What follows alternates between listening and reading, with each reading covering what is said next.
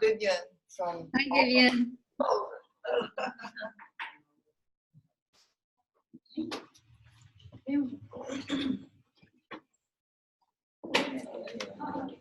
Hello, I'm Talita from Londrina.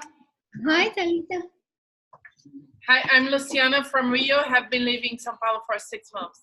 Hi, Luciana. Nice to meet you. Antônio from São Paulo. Hello. I'm Lily from São Paulo. Hi. Hello, I'm from Santa Catarina, but living in São Paulo. Thank you so much. Hi, Lucy from São Paulo. Hello. I am Áurea, São Paulo. Hello. How are you? I'm Cristiane, also from São Paulo. Hello. Olá, sou Milene de São Paulo. Thank you. Hi, Lynne, I'm Flavia from São Paulo. Hi, Flavia. Hi, Lynne. Fernanda from São Paulo. Hello.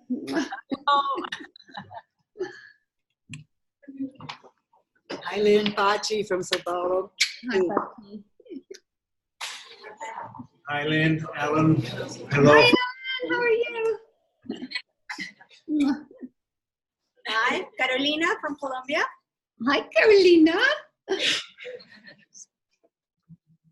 Hi, Natalia Meroño from Spain. Hi, Natalia. Wonderful to meet you. Wonderful. I'm Daniel from São Paulo. Hi, Danielle. Hi, Lynne. Hi, Andres. Hi, Lynne, Margaret from São Paulo. Hi, Margaret. Hi, I'm Raquel from São Paulo. Hello. Hello, I'm Paula from Rio. Hi, Paulo. Paulo. Marcelo from São Paulo as well. Marcel. Hello. Paulo. Maria from São Paulo. Hi, everybody. Okay.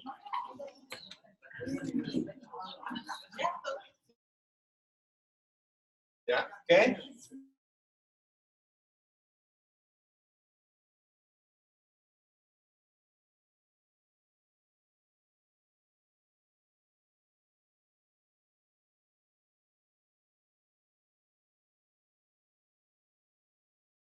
There, that was Glenn, right?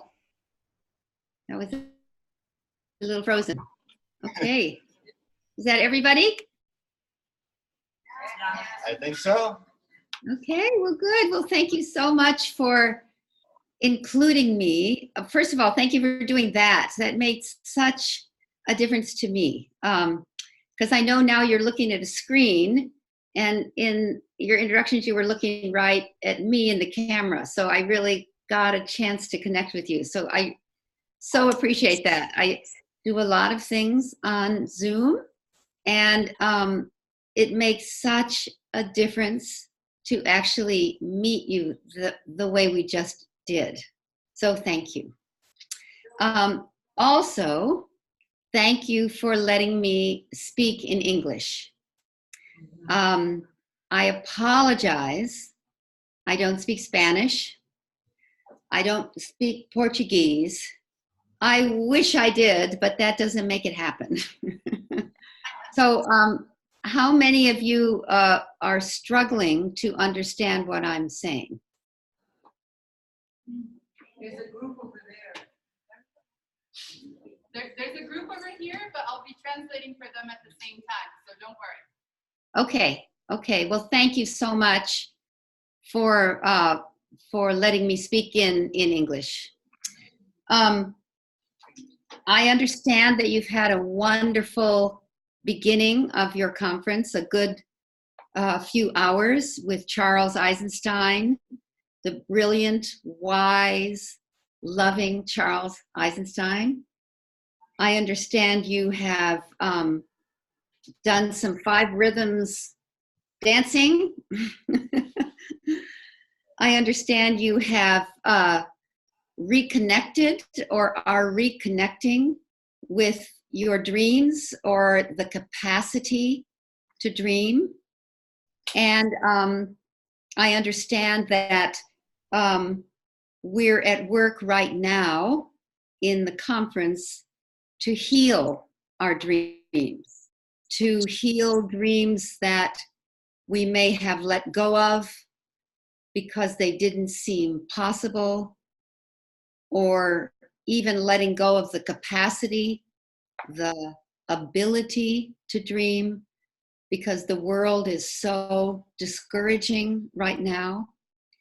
I understand that that many of you are just learning about Pachamama Alliance, and others of you have been engaged for a very long time. So I want to see if I can speak to all of you and each of you wherever you are in this beautiful gathering. Am I speaking slowly enough for the translators? Yeah? Okay. Let me know if I start going too fast. Juana, you're right in front of me, so could you raise your hand if I start going too fast? Just go like this. Calm down. So I wanted to share with you that I think the Amazon fires, which I understand Charles addressed also, are what I'll call a moment, a turning point, a watershed event in your country, maybe a little bit like 9/11 was in the United States. There is a world that we knew in our country, in the United States, where I live, before 9/11. A world that felt pretty safe. Our world felt like it made sense to us. And there was a naivete or an innocence in our country before 9/11. When 9/11 took place in our country, the world, the whole world responded with love. I remember, and maybe those of you who are old enough to remember, the response was to put the United States in the embrace of the rest of the world. People lit candles. They sent blood to the United States. They gave their blood to the victims. They watched in horror as the two towers exploded and burned and disintegrated and fell to the ground, like a symbol of the, you could say, the boldness of the United States as a country falling apart. And I remember experiencing the consciousness, the appreciation, the compassion, and the love of the whole world after that tragic event. Until our government started to point fingers and blame and attack and declare war. Between the event and that reaction, there was a response from the heart. There was a response of love and caring and compassion and an experience of one common humanity. I'm telling you that because now I feel that is taking place around the world for Brazil. That we have seen the fires on the television screen, on our internet screen, on our phones, in our newspapers, I think all over the world.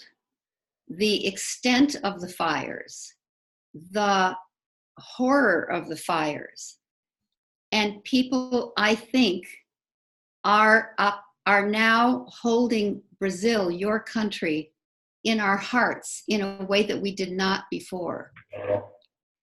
And I think the world is holding the Amazon rainforest in its heart the way it did not before. So there's a big opportunity. There's an opening. It's a terrible, terrible, terrible thing. Just like 9/11 and the attacks on the World Trade Center were a terrible, terrible thing.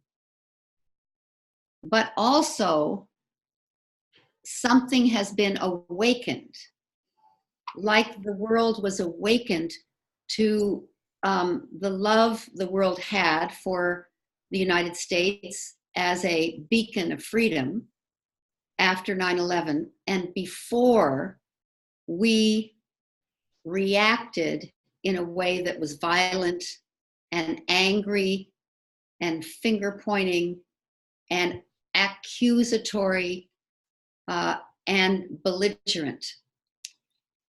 I say that because I think our response now to these fires and to the magnitude of the visibility of the Amazon and its role in the world is a very important opening for a new dream, for us to redream the world, for us to recognize that we need to reconnect with our dreams for the world, and we need to heal the dreamer. When that phrase was told to me by Eric, that you're working on healing the dreamer, I thought about this experience of 9/11 and how after that happened, we got in touch with love, compassion, oneness, the interconnectivity of all life, of all humanity, and the assault that that event was on all of life, not just some people, but all people, until we had what I call a very unfortunate reaction. There's still an opening in the world, even though the fires continue to rage, for the world community to find that place in their heart for the love of the Amazon, the love of the natural world, and their dreams for future generations to be nourished and healthy and well and live in a world that's flourishing and filled with the beauty that the Amazon represents. And people's anger towards the government, particularly the president, shuts down our capacity to heal our dream. It interrupts the power of our imagination and our dreaming. And at the same time, I'm sure there's a lot that all of you and all of us outside of Brazil wish were happening with your government. I read an article today in the San Francisco paper about the meetings taking place in Colombia right now. I think you're aware of those meetings. Are you aware of the meetings in Colombia? I'll just show this to you for the moment.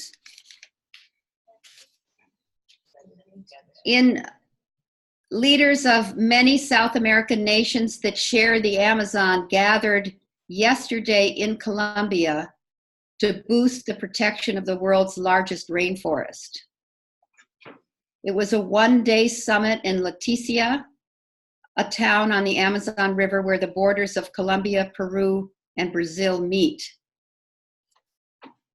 It ended with little concrete action and exposed deep ideological and political rifts over sustainable development of the world's largest forests. But here's the part that really moved me. Ecuador's president, Lenin Moreno, who was born in the Amazon, offered an emotional homage to the diverse plant and animal life with which he was raised. He said, "We are killing the earth." He was on the edge of tears as he recounted flying over the Amazon River, which he compared to a giant dead anaconda snake.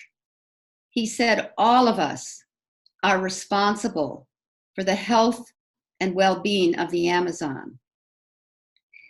The host, the president of Colombia, and the Peruvian counterpart convoked the summit following the global outrage over the surge of fires in the Amazon, which has triggered a wave of protests and concern all over the world. The Ecuadorian president was so emotional he could barely participate as he realized newly the power of the Amazon to give life, to sustain life, and to sustain future generations. His speech shook the gathering to its core. Bolsonaro, the president of Brazil, fought back, chose to lash out at the critics, the socialists, indigenous people, and other presidents. However, the communication of Lenin Moreno stays in the hearts of all of them. So I just wanted you to know that was in our newspaper this morning. And I thought how exquisite that I get to talk to you today. As a co-founder of Pachamama Alliance, as a profound lover of this work, as a person who has given my life to bring forth a new dream. At Pachamama, we call it an environmentally sustainable, spiritually fulfilling, socially just human presence on this planet. I know that the attacks on the Amazon, the attacks on activists, the attacks on those of us who are at work to preserve life are something that we need to not only withstand, but know that that's kind of the final resistance to the direction our dreams actually are going. Bill, my husband Bill, who's also the co-founder of Pachamama Alliance, and I have been in conversations in the last 5 days with a man who we greatly respect, whose name is Paul Hawken. Paul is one of the leading ecologists, authors, and scientists in the world working on the reversing of global warming. He wrote a book called Drawdown, which is about the 100 top solutions to reversing global warming, not just stopping it, slowing it down, mitigating it, but completely reversing it. Many of you, some of you, probably lead the drawdown course or have taken the drawdown course from Pachamama Alliance. If you haven't, I invite you to take it. I invite you to find out that we can reverse global warming, not just be afraid of it, not just worry about it, not just be scared of it, not be the victim of it, but rather recognize we can reverse it. We created it and we can reverse it. Paul says global warming perhaps is not happening to us, it's happening for us. In other words, it's very powerful and uninterrupted feedback.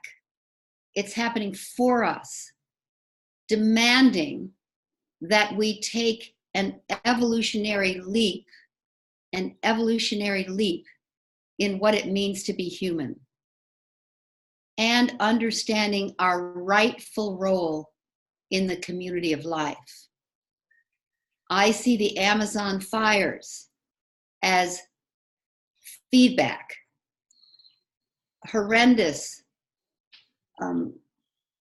horrific, giant feedback. Also, as an opportunity to wake up the world, to wake ourselves up even more, and to wake up the sleeping giant of the global community to the urgent time we're living in and the enormous difference our lives can make. Paul is now writing the next book, and that book is called Regeneration. Regeneration. And I think that's very fitting for your gathering, because to heal your dreams is to regenerate your dream, to renew your dream, to reboot your dream, to resource your dream, to recommit to your dream. So this word regeneration is not only about regenerating soils, replanting where the forest has been burned, redesigning our cities so they're more green, but it's also, that word, at least in English, is about regenerating ourselves and regenerating our capacity to dream, to imagine, to stand for possibility in the face of evidence that says things are going in the wrong direction. So I love this term and this context of regeneration. And in many ways, it calls on us to hospice the death of the old structures and systems that no longer serve us. Not attack them or kill them, but hospice their natural death. They are unsustainable. They are dying. And when a human being or when anything is hospiced, it dies faster, more gracefully, and there's an opportunity to appreciate the gifts as well as the shadows of what that system gave us. So I say the job of all of us who are awake is to hospice the natural death of the structures and systems that no longer serve us. Not attack them, not kill them, but hospice their natural death by shining a light on the gifts they gave us and the dysfunctionality of those systems now and how they've really, really stopped working, and we need to let them go. While we midwife the birth of the new structures and systems, ways of being, ways of living, ways of knowing, ways of collaborating. Hospice the death and midwife the birth of the new structures and systems that we now understand will serve us, do serve us, are appropriate for this time in history. That's the money system, it's the economic system, it's the government's system, the political systems, the educational systems. All of it is falling apart. All of it is disintegrating before our very eyes. And to allow that disintegration, this dysfunction, while we create and midwife the new structures and systems, is the gift and the challenge of the times we're living in. I've recently come across a really remarkable doctor whose name is Zach Bush. And you can look him up online. And he talks about regeneration. He's working with Paul Hawken on this new book. He talks about regeneration in the midst of dying systems is hard to do, but it's the job now. And it takes creativity. It takes really remarkable spiritual power. It takes courage. It takes relatedness. And it takes, most of all, love. Love for the world, love for the future.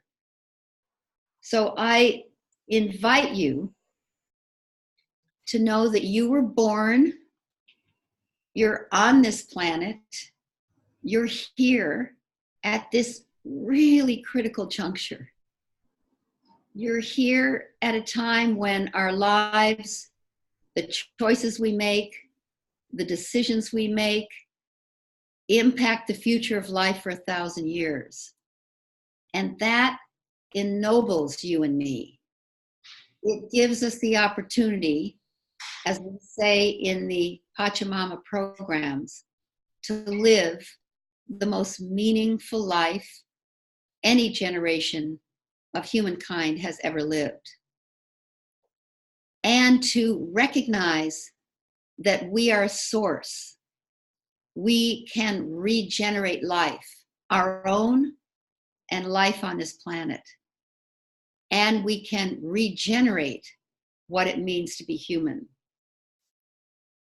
So I want to stop there and just thank you for letting me participate, share what's at least on the top of my heart, and also let you know that I was in Brazil, I think 2 years ago, for a very short time, too short, with Tali and others of you.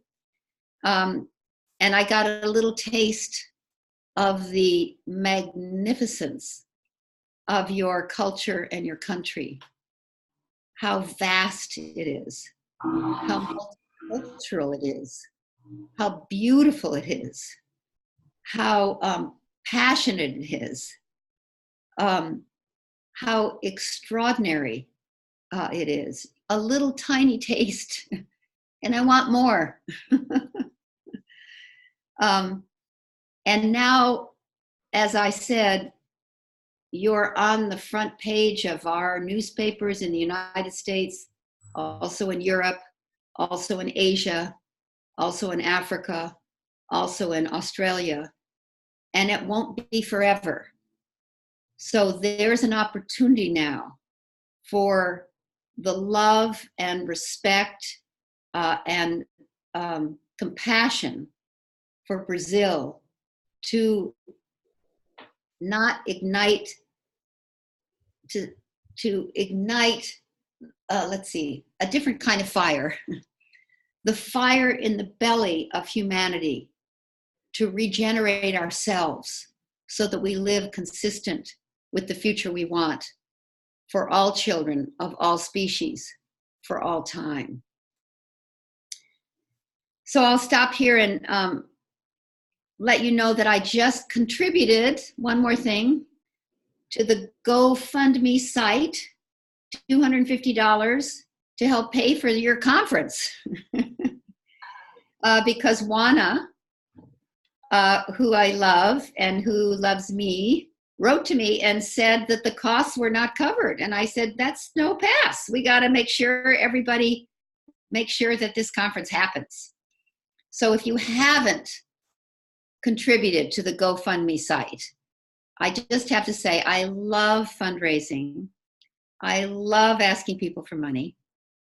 And so I can't stop without giving you the opportunity that if you haven't contributed to making this beautiful conference happen, go to the GoFundMe site, and I'm sure Eric can tell you exactly how to do that. And I just contributed $250, and I just decided right now I'm going to contribute another $250 after I have.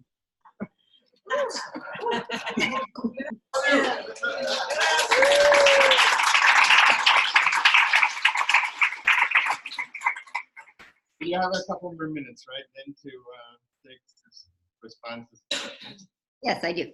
And before that, there was one thing I wanted to see if somebody with Portuguese can help. Do you understand hospice? No. And Yes. Yeah, no. Yes. I can.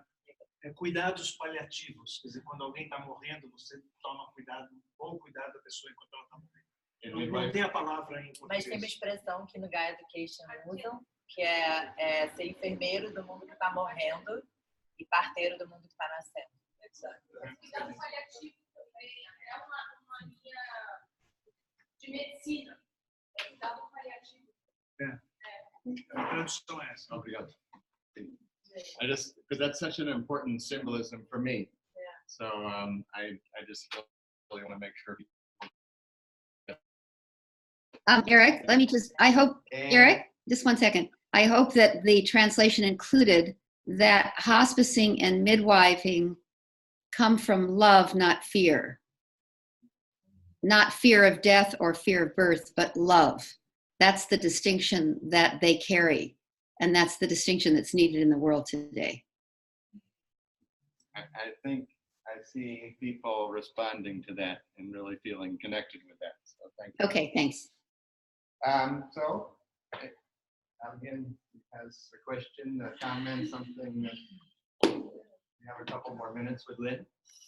Un par de minutos más con Lynne para poder comentar, preguntar. Pode falar mais sobre o Pachamama Foundation.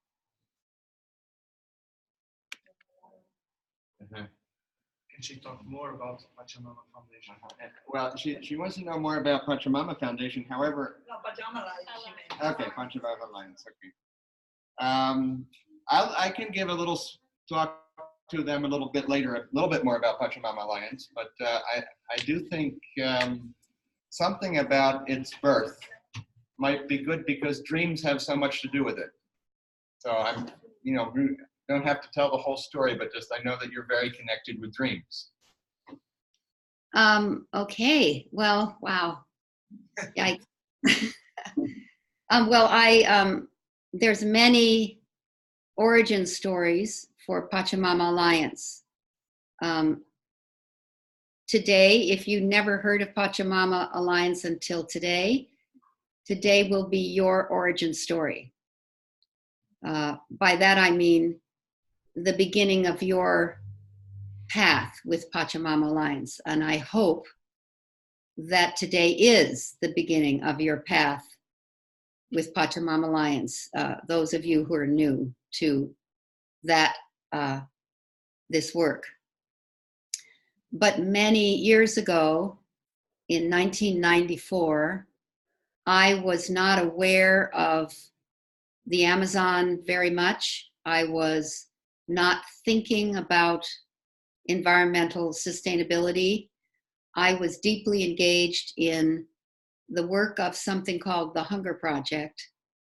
And I was working in primarily sub-Saharan Africa, countries like Ethiopia, Ghana, Senegal, Namibia, Zimbabwe, and also in Asia, countries like India, Sri Lanka, Bangladesh, on hunger, on ending world hunger. And my consciousness was totally focused on ending hunger and the poverty that creates it. So I had no consciousness or awareness of environmental issues or the Amazon rainforest. And through a great friend and a great healer himself and a shaman, a white shaman, John Perkins, I was invited to Guatemala to help with an organization there that needed some of my advice.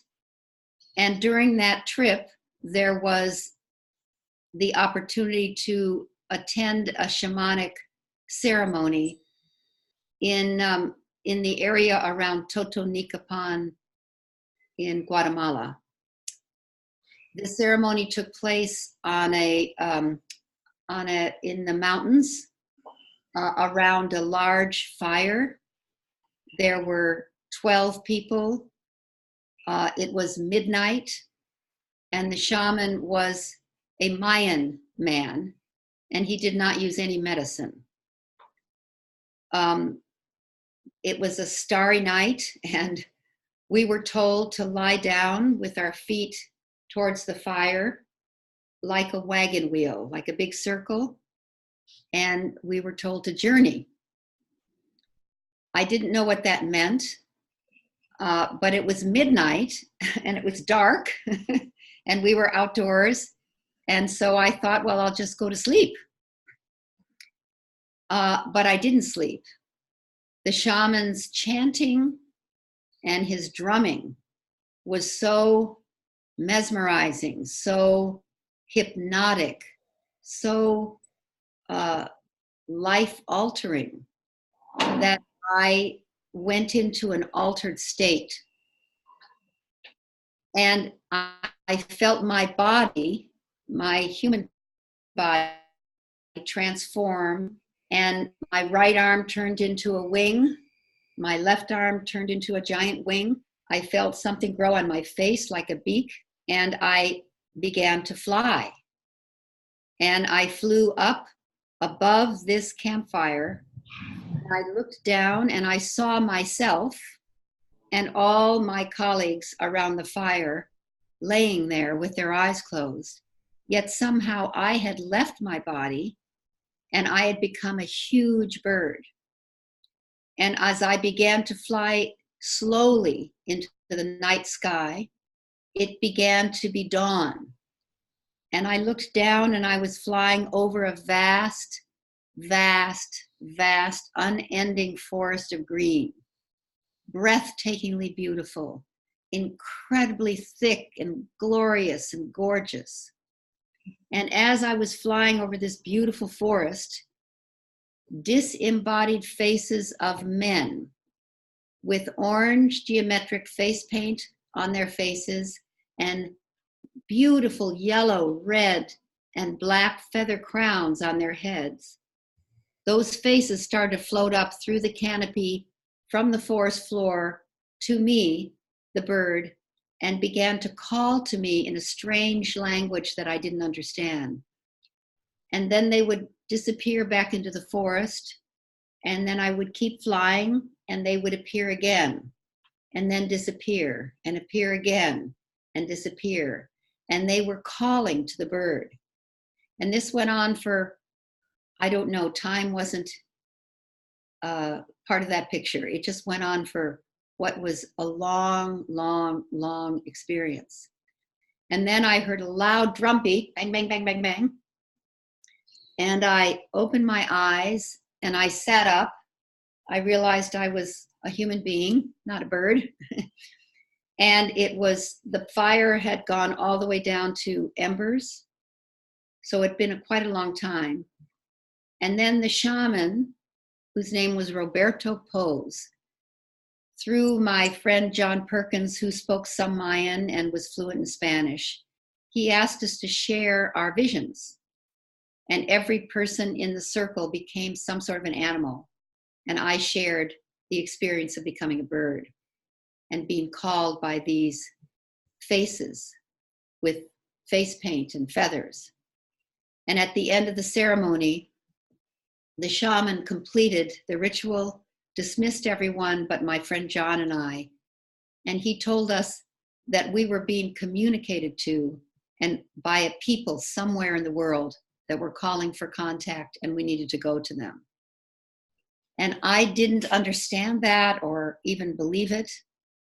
I thought, this is John Perkins' work. He's been working in the Amazon. He had been working in the Amazon by then for probably almost 30 years. And I thought, that's your work, John, not mine. I'm going back to Africa. So John went back to the Amazon. I went to Africa, and I was in a meeting in Ghana, which is in West Africa, in a hotel in the capital city called Accra. And I was sitting in a meeting with 5 women and 3 men, all Ghanaian people with very, very dark, beautiful blue-black skin, as Ghanaian people have. And at a certain point in the meeting, the men started having orange geometric face paint appear on their black faces. And I started to cry because no one saw it but me. And everyone asked me what was wrong, and I didn't know how to tell them, because it was clear that I was either having an hallucination or I'd gone crazy. So I left the meeting. I went back to the United States. I tried to reach John Perkins, but he was in the Amazon. But as soon as he came back, this was 1994, no cell phones, no internet. He came back to many, many, many faxes, if you even know what faxes were. And then he called me, and he had gone back to the Amazon. And yes, in fact, the Achwar people had sent messages out into the world that they were ready for contact, and he had received them. And so John and I put together a group of 12, including Bill Twist, my husband, and we went down to Quito, over the eastern side of the Andes, followed the Pastaza River Canyon to the edge of the Amazon, and flew in a military plane into Shuar territory. And then a smaller plane took us into Achwar territory. And we had our first encounter with the Achwar people, guided by Danielle Cooperman, who's also a co-founder of the Pachamama Alliance, who was building a lodge in the most remote part of the Ecuadorian Amazon. And we had an encounter with the Achwar leaders that began a partnership that is now the Pachamama Alliance. And I'll say 2 more things, and then you can ask me questions.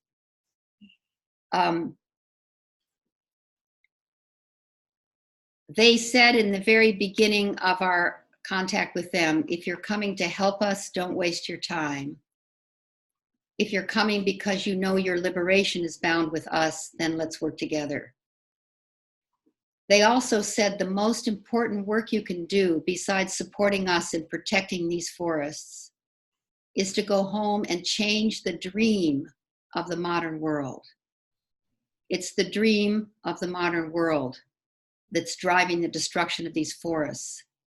And that's where we want you to focus.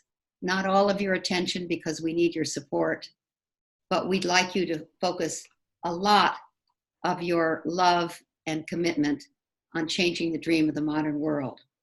And so the Pachamama Alliance is about changing the dream of the modern world, from the current dream of overconsumption and destruction to an environmentally sustainable, spiritually fulfilling, socially just human presence on this planet. Thank you. Am I still there?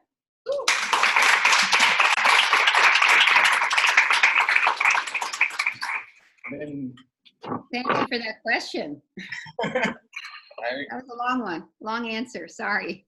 no, but it's wonderful. And to hear it is, again, and reconnect with it, I think connects us all. Yeah. Yeah. Yes, one question. We have that. Yeah. Hi, Lynn. Hi.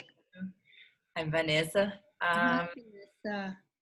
Hey, so one thing, I've been working with the theme of water as like a representation of emotional and relational intelligence as a way to also make us more sensitive to everything that is happening and to try to get together and relate in new ways. So I've been realizing that my dream is that we have like new relationships, because I believe that if we don't relate differently with ourselves, then we won't relate differently with the others and the world. So in this topic of relationships in society in Brazil, I see myself like as a privileged white person, and I face some challenges in different ways. So with like sexism when I'm trying to work with men, and with like racism when I'm working with indigenous people or Black people, it's so hard, you know, and it's all like, it's very hard at the moment to deal with that. And sometimes also because I work with emotions, then I become too emotional and I can't be more strategic. And since you had this relationship with indigenous people and they told you this, like if you're coming to help, don't come. I understand that this was like a key point in this relationship. So this could be like a long thing, a long conversation, but I think my question now is, what do you see that we can leave outside of these conversations because it's not important now, or maybe from where you see it's not ripe enough for us to talk about right now? And what is important that we really include in the conversation? And for example, like really like practice listening and sitting with the trouble instead of trying to accelerate the solutions. Because I've been trying to do things in Brazil and I understand that sometimes I feel alone. I'm not alone, but sometimes it's so heavy. There's so many things that it's like, oh my God. So I want to save energy for what is really essential at the moment, so we can all feel that we are together, minimally on the same page, so we can keep walking together, not fast, but enough, you know, so we feel that we can keep going together. That's it. And then I really want to talk to you about Pachamama Alliance and connect with some projects and networks here, but later. But that's like, what is essential that we focus now, and what are the things that you think that we can wait or not include at the moment, because then it makes it harder, you know? Thank you. Yeah, thank you so much, Vanessa. Well, that's a very potent question, and because I don't really know what the landscape of what you're working on, I'll just say that what I do is I put my hand on my heart and I ask for guidance. It's always there. And the other thing that I'll say is that when you do one thing completely, not partially, but completely, everything you're not doing moves forward. Completion has integrity to it. So when you're conflicted about, do I do this, do I do this, do I do this, do I do this, put your hand on your heart and do the thing that lights you up and do it completely with integrity and depth and love, and the things you're not working on will fall into other people's hands, or they will move forward on their own. It's a little bit of magic, I think. So that's my recommendation. Thank you for the question. I hope that was helpful. Really helpful. Thank you. Good. Ali?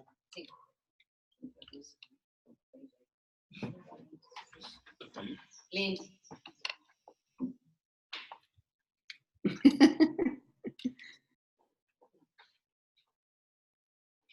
she's my English teacher.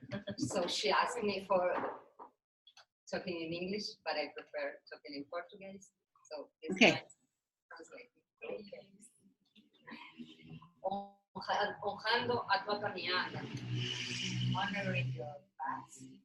I can't hear you. Sorry. A little louder, please.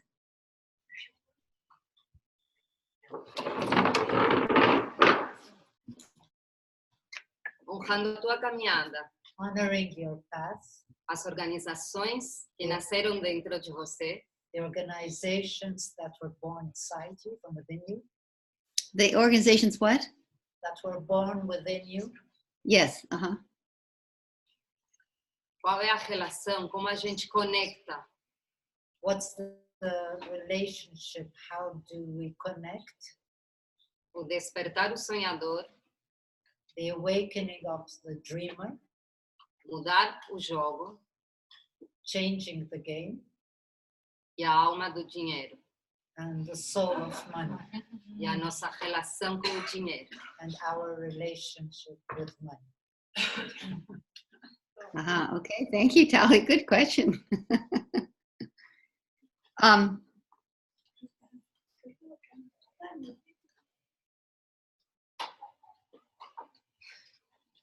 well, first of all, the real answer is I don't know. Let's start there. Okay. But I know that one of the powerful principles of the soul of money is sufficiency, enough. And we live in a world that believes that there's scarcity and that we always have to have more. And that mindset drives environmental destruction. It drives a dysfunctional economy. It drives us to sell our soul for money. It drives dysfunction in the human family. So for me, the distinction of enough, and enough in this context is not an amount, it's a state of being. Knowing, for example, that you, Tally, are enough to contribute the gifts and talents you have to this world, the gifts and talents you have to your organization, the number of people who count on you, your family, you're enough. You are a match for what the universe is calling for from you. You are enough. You meet that.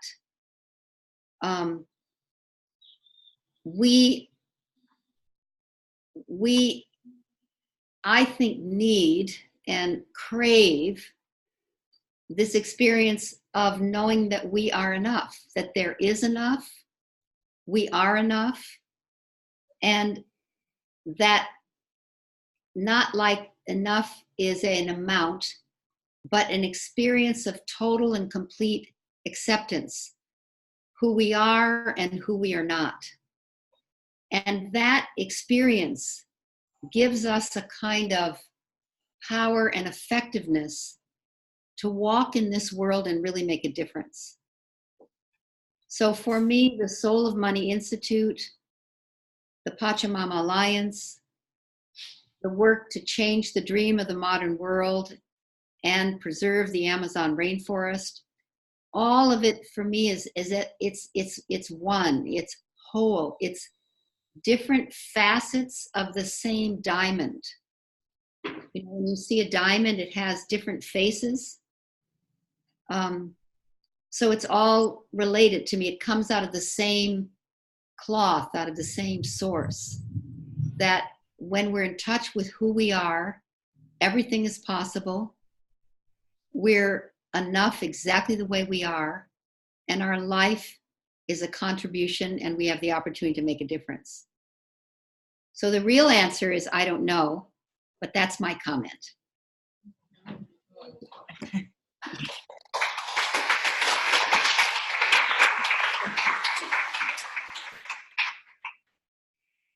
Thank you, Lynn. You have been very, very generous with us, and your words set energy, keep our energy moving, and I will be in touch with you. I'll let you know how things go and what comes out, and how these dreams become reality. Wonderful. Well, thank you so much, Eric. And I want to say one more thing about the fires. At Pachamama Alliance, we are working on the ground with indigenous people in Peru and Ecuador, and not yet, or not at this time, in Brazil. And one of the things we did when the fires first became a news event, thousands of people contacted us and said, what can we do? What can we do? And what we told them to do was to give money to Amazon Watch, to Survival International, to the Rainforest Foundation of Norway, 3 partners that we know are on the ground at work in the Amazon. We didn't ask for money for Pachamama Alliance. And people were so stunned by that they gave money to those organizations and then gave money to Pachamama Alliance too. So the power of regeneration, generosity, sharing, and knowing that no matter what, you are enough, you have enough, and there is enough, is really a game changer. So I just wanted to tell you that. And don't forget to go to the GoFundMe site and give something, anything. Join me. I'm going to go there right now. Bye, everybody.